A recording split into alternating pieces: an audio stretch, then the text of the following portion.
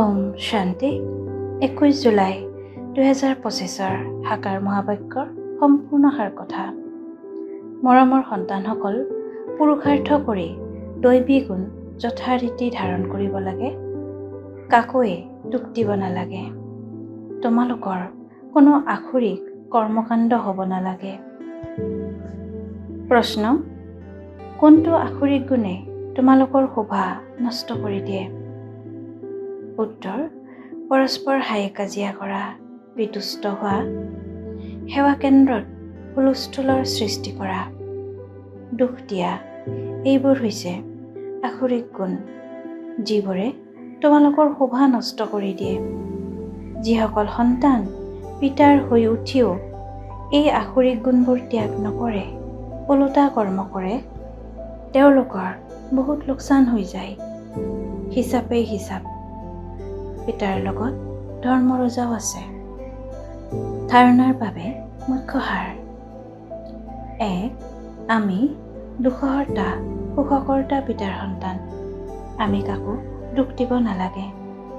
অহিত কৰি নিজে নিজক অভিভক্ত কৰিব নালাগে। 2. নিজৰ চিন্তাধাৰা বহুত উচ্চ আৰু মাৰ্জিত কৰি ৰাখিব লাগে। দয়াশীল হৈ সেৱাত তৎপৰ হৈ থাকিব লাগে। খোৱা বোৱাৰ প্ৰতি থকা লালসা ত্যাগ কৰিব লাগে। বৰদান: সৎ হৈ নিজক পিতাৰ আগত স্পষ্ট কৰোঁতা আৰোহণ কলাৰ অনুভৱী হোৱা। বিস্তাৰ: নিজক যি হোৱা, যেনেকুৱা হোৱা, তেনেকৈয়ে পিতাৰ আগত প্ৰত্যক্ষ কৰা। এইটোৱেই সকলোতকৈ শ্ৰেষ্ঠ আৰোহণ কলাৰ সাধন।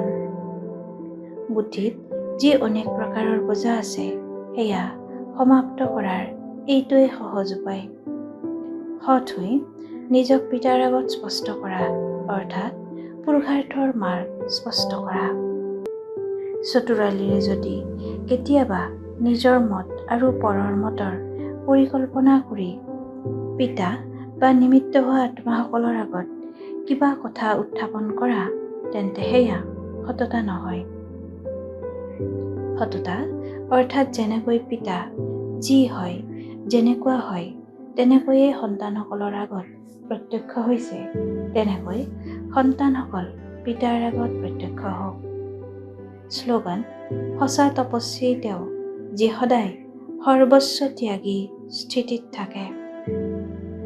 অব্যক্ত সংকেত: সংকল্প শক্তি জমা কৰি শ্ৰেষ্ঠ সেৱাৰ নিমিত্ত হোৱা।